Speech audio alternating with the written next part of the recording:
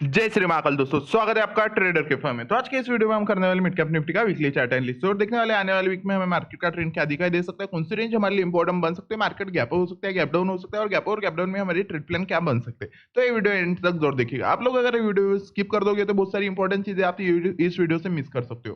तो आपने अगर अभी तक आपके वाई चैनल को सब्सक्राइब नहीं करा होगा तो जाइए और फटाफट सब्सक्राइब बटन दबा दीजिए। तो चलिए शुरू करते हैं mid cap Nifty analysis video.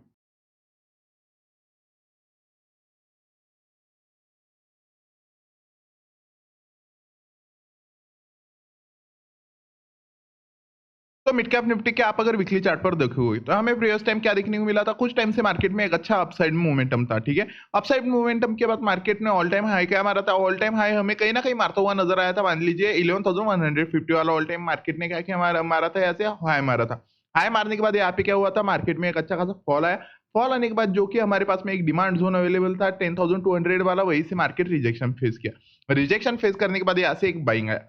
अब बाइंग चलने के बाद आप अगर यहाँ पे नोटिस करोगे तो यहाँ पे क्या बन चुका है, यहाँ पे कहीं ना कहीं मार्केट सेम जगह से क्या कर रहा है, फिर से रिजेक्शन फेस करता हुआ हमें नजर आया। मतलब फिर से यहाँ पे क्या है, सेलर्स कहीं ना कहीं मार्केट को डाउन साइड में पुश करने का ट्राई कर रहे हैं। मतलब अपसाइड से हमें क्या देखने को मिल रहा है, जो रेंज है 11,150 है, क्या एक स्ट्रॉन्ग रेजिस्टेंस एरिया है। वीकली कैंडल को मार्केट ने यहाँ पे रिजेक्ट कर दिया। मतलब एक हो सकता है आने वाली वीक अच्छी खासी हमें बेरिशनेस डाउन साइड में दिखा दे।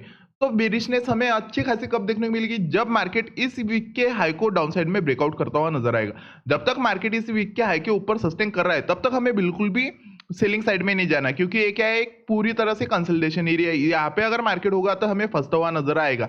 जब कब मार्केट इसको एक तो डाउन साइड में एक तो अप साइड में, जिस साइड में भी ब्रेकआउट देगा उस साइड में हमें अच्छे खासे टारगेट बनते हुए नजर आ सकते हैं। और प्रोबेबिलिटी क्या है, तो मेरे हिसाब से प्रोबेबिलिटी जो है मार्केट डाउन साइड में ही हमें कहीं ना कहीं ब्रेकआउट करता हुआ नजर आ सकता है। अगर डाउन साइड में मार्केट ब्रेकआउट करता है तो कहीं ना कहीं मार्केट क्या करेगा, मार्केट कहीं ना कहीं हमें एक अच्छा खासा टारगेट देता हुआ नजर आ सकता है। फर्स्ट टारगेट जो कि है हम ये रखने वाले, जहाँ पे मार्केट में क्या हुआ था, एक अच्छा खासा सेलिंग अपॉर्चुनिटी हमें देखने को मिला था। मार्केट ने यहाँ पे रिटेस्ट किया था और उसके बाद में क्या डाउन साइड में क्लोज किया था उस वीक को। तो मतलब क्या है, कहीं ना कहीं एक स्ट्रॉन्ग रेजिस्टेंस एरिया है जो कि है हमारे पास में बनने वाला है। आप ये रेंज आपके सिस्टम में ड्रॉ कर लीजिएगा, ये तो मैं बता ही दूंगा आपको। स्मॉल टाइम फ्रेम पर 10,860 एक स्ट्रॉन्ग रेजिस्टेंस एरिया है। जब कब मार्केट इस रेंज को ब्रेकआउट करने के बाद इस रेंज के नीचे फिर से आ जाएगा तो हो सकता है फिर से हमें एक अच्छा खासा फॉल हमें चलता हुआ नजर आए इस सपोर्ट जोन तक, जो कि रहेगा 10,600। 10,600 हमारे लिए बहुत इंपॉर्टेंट रेंज रहने वाला है। अगर मार्केट इस रेंज को ब्रेकआउट कर देता है तो डेफिनेटली मार्केट नेक्स्ट टारगेट 10,600 रखेगा और यही से रिवर्स होने का ट्राई करेगा, अगर उसको अपसाइड में ऑल टाइम हाई मारने को फिर से जाना है तो कहीं ना कहीं आने वाले टाइम में हमारे लिए डाउन साइड में सबसे इंपॉर्टेंट रेंज 10,600 बनने वाला है। तो अब फिलहाल की मार्केट की अगर सिचुएशन देखोगे तो हमें क्या देखने को मिल रहा है, अपसाइड में सेलर्स का इंटरेस्ट मार्केट में फिलहाल ज्यादा दिखाई दे रहा है। तो हो सकता है आने वाला वीक थोड़ा निगेटिव शो करे, बट अगर मार्केट गैप अप कर देता है और गैप अप ही हमें इस ऑल टाइम हाई के नजदीक यहाँ पे कहीं पे ओपन होता हुआ नजर आता है, तो अब हमें यहाँ पे एकदम से अग्रेसिव ट्रेड प्लान नहीं करने, हमें वेट करना है प्रॉपर्ली इस चीज का कि मार्केट इस रेंज के ऊपर सस्टेन कर रहा है क्या। मतलब 11,150 इस रेंज के ऊपर अगर मार्केट सस्टेन कर रहा है, यहाँ पे properly market price action follow कर रहा है, यहाँ पे हमारा सेटअप पॉजिटिव साइड में बन रहा है, डेफिनेटली आज मार्केट अप साइड में निकलेगा और हमारे टारगेट्स क्या निकल के आ सकते हैं। तो चलिए चलते 50 मिनट टाइम फ्रेम पर, वहाँ पे मैं आपको एक्सप्लेन कर देता हूँ हमारे टारगेट्स क्या निकल के आ सकते। तो आप अगर 50 मिनट टाइम फ्रेम पर देखोगे तो जैसे कि मैंने प्रीवियस डे मतलब थर्सडे के दिन में एक्सप्लेन कर दिया था आपको कि मार्केट में क्या प्रॉब्लम हो सकती है और हमारे ट्रेड प्लान क्या बन सकते हैं। मैंने क्या बताया था, अगर मार्केट इस रेजिस्टेंस जोन के ऊपर ओपन होता है तो मैं डेफिनेटली यहाँ से अग्रेसिव बाइंग साइड में जाऊंगा और मेरे टारगेट से 2 रख दूंगा। ठीक है, बट अब ऐसा हुआ बिल्कुल भी। मार्केट कहाँ पे ओपन हुआ, मार्केट ओपन हुआ रेजिस्टेंस जोन के नीचे। रेजिस्टेंस जोन के नीचे ओपन होने के बाद मार्केट क्या किया, रेजिस्टेंस से रिजेक्शन फेस किया और फेस करने के बाद मैंने आपको ये भी एक्सप्लेन कर दिया था। अब सेलिंग साइड की अगर बात करोगे तो मैं सेलिंग साइड में कब जाऊंगा, जब मार्केट में को 11125 को डाउन साइड में ब्रेकआउट करता हुआ नजर आएगा, तभी मैं सेलिंग साइड में जाऊंगा। तब तक मैं सेलिंग साइड में नहीं जाने वाला था। आप देखोगे यहाँ पे क्या हुआ, मार्केट वही से रिजेक्शन फेस किया। रिजेक्शन फेस करने के बाद यहाँ पे मेरे को 5 मिनट टाइम फ्रेम पर एक अच्छा खासा कंफर्मेशन मिला और यहाँ पे मैंने ट्रेड बना लिया। ट्रेड बनाते ही मैं आपको बता रहा हूँ, ट्रेड बनाते ही मेरे को फर्स्ट और सेकंड 5 मिनट कैंडल में ही एक अच्छा खासा प्रॉफिट देखने को मिला और जैसे मेरा फर्स्ट टारगेट कंप्लीट हुआ मैंने यहाँ पे हाफ क्वांटिटी एग्जिट कर दी और सेकंड हाफ मैंने कहाँ पे एग्जिट कर दी, मैं आपको सही में बता रहा हूँ, जेन्युइन बता रहा हूँ, मैं सेकंड हाफ क्वांटिटी एग्जिट कर दी। ये कैंडल क्लोज होने के बाद, ये 50 मिनट कैंडल क्लोज होने के बाद मैंने सेकंड क्वांटिटी एग्जिट कर दी। क्यों कर दी, उसका मेजर रीजन था, मैंने आपको बताया था ये रेजिस्टेंस जोन ब्रेक होने के बाद मैं कॉल साइड में जाने वाला था। जैसे यहाँ से एंट्री बनी और इसने 50 मिनट कैंडल में यहाँ पे ब्रेकआउट कर दिया, मैं यहाँ पे होप क्या कर रहा था कि मार्केट फिर से 11,201 को हिट कर सकता है, इसलिए मैं पेशेंसफुली वेट करता रहा। बट आप एक यहाँ पे देखोगे नेक्स्ट टाइम की 50 मिनट कैंडल ने मेरे को क्या शो करा, निगेटिविटी शो करा, और उसने कहीं ना कहीं अपसाइड से मेरे को क्या दिखाया, जहाँ पे मार्केट ने प्रीवियस मतलब जहाँ से डे स्टार्ट हुआ उस हाई पे कहीं ना कहीं रिजेक्शन फेस करके डाउन साइड में मार्केट ने क्लोज कर दिया। मतलब यहाँ पे कहीं ना कहीं मार्केट क्या शो कर दिया मेरे को, बेरिशनेस, और बेरिशनेस के साथ साथ मेरा डाउन साइड में क्या था, एक स्ट्रॉन्ग रेजिस्टेंस एरिया, इसलिए मैंने यहाँ पे एग्जिट कर दिया। अब यहाँ पे मैं गुड सिग्नल के लिए वेट कर रहा था। अब सिग्नल क्या था, तो सिग्नल सिंपल था, अगर मार्केट मेरे को डाउन साइड में इस रेंज को फिर से ब्रेकआउट करता हुआ नजर आता तो डेफिनेटली मैं सेलिंग साइड में जाने वाला था, और वैसा ही हुआ। वैसा कैसे हुआ, आप अगर देखोगे मार्केट यहाँ पे आए, रिजेक्शन फेस किया, यहाँ पे मैंने एंट्री नहीं बनाया। क्यों नहीं बनाया, क्योंकि यहाँ पे रिजेक्शन था डाउन साइड से, और मॉर्निंग में अच्छा खासा मोमेंटम था, तो यहाँ पे मेरी लॉजिकेबल एंट्री नहीं थी, मैंने बनाई नहीं। ठीक है, नेक्स्ट मार्केट क्या किया, यहाँ से अपसाइड में रिटेस्ट किया इसके रेंज के 50% में, कहीं ना कहीं यहाँ पे रिटेस्ट किया।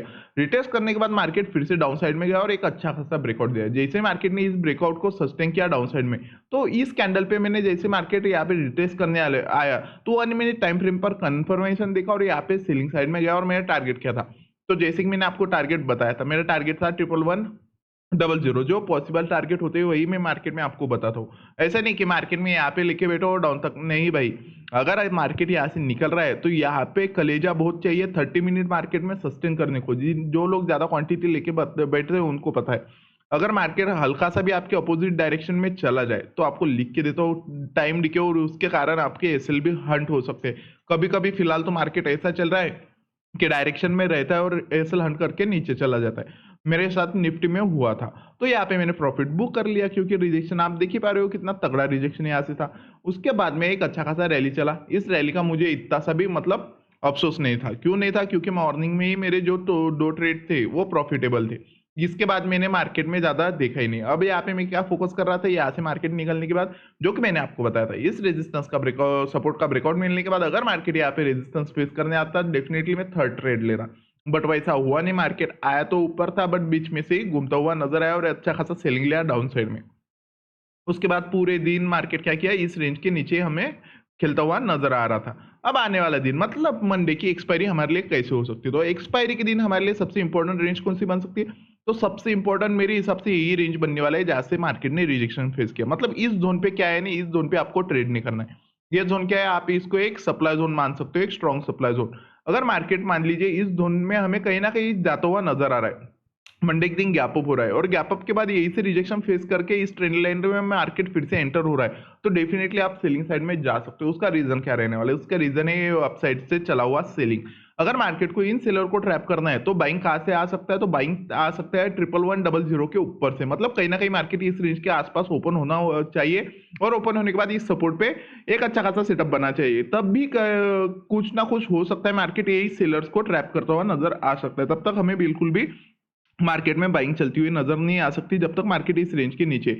और बाइंग का अगर प्लान करोगे तो हमें प्लान क्या रहने वाला है, तो प्लान सिंपल रहने वाला है। अगर मार्केट गैप अप होता है और गैप अप होने के बाद डाउन साइड में हमें यहाँ पे रिजेक्शन फेस करता मिलता है इस सपोर्ट जोन पे, तो डेफिनेटली हम यहाँ पे वेट करेंगे 50 मिनट टाइम फ्रेम पर एक कंफर्मेशन मिलने का, मतलब एक कैंडलस्टिक पैटर्न फॉर्म होने का। अगर यहाँ पे एक पॉजिटिव कैंडलस्टिक पैटर्न फॉर्म होता है तो उसके बाद में हमें 5 मिनट टाइम फ्रेम पर शिफ्ट होना है, वहाँ पे सेटअप ढूंढना है। अगर सेटअप बैठता है डेफिनेटली हम अपसाइड में जाएंगे, और हमारे टारगेट जो है वो जेन्युइन रहने वाले। जेन्युइन टारगेट कैसे, फर्स्ट टारगेट हम रखने वाले 11,130, सेकंड टारगेट हम जो कि रहने वाला है हमारा वो रहने वाला है ये स्ट्रॉन्ग रेजिस्टेंस एरिया जो कि 11,150, ये हमारा सेकंड टारगेट मार्केट में बन सकता है अगर मार्केट यहाँ से निकलता है तो। ठीक है, मतलब गैप अप के बाद आपको बताया मैंने बाइंग रेंज कौन सा होगा, 11,000 हमारा बाइंग रेंज रहने वाला है। अगर मार्केट गैप डाउन होता है, जिसकी पॉसिबिलिटी तो कम है, बट फिर भी अगर गैप डाउन होता है तो हमें सबसे ज्यादा फोकस करना चाहिए 11,030 पे।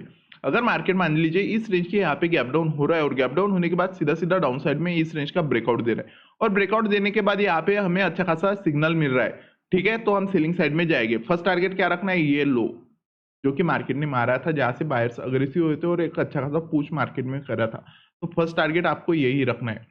हो सकता है मार्केट ये भी दे दे 11,000, बट मेरे हिसाब से ये जेन्युइन टारगेट हमारे लिए रहने वाला है जो कि रहेगा 11,010। ये हमारे लिए बहुत इंपॉर्टेंट टारगेट रहेगा। क्यों, क्या हो सकता है मार्केट ब्रेकआउट देगा और यहाँ पे फिर से ट्रैप करके फिर से एंटर होता हुआ नजर आ सकता है।